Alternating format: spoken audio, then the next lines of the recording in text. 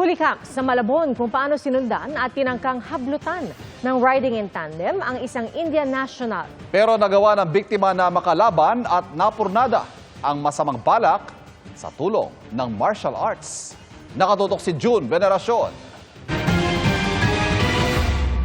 Kauuwi lang sa kanyang bahay sa barangay Tunsuya, Malabon ng negosyanteng Indian national na ito.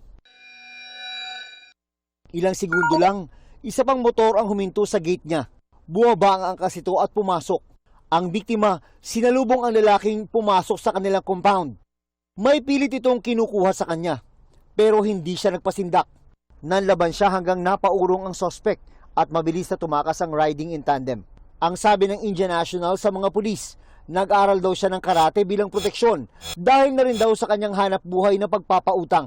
Itong ating biktima ay marunong sa karate. Siya ay nakapag self-defense, kumbaga, at sumigaw siya ng pulis-pulis, no? Nagpapatulong sa pulis. Tapos itong suspect ay natakot. Yun nga sana gusto namin sa mga kababayan natin, no? Matuto na tayo ng self-defense habang tayo na sa labas.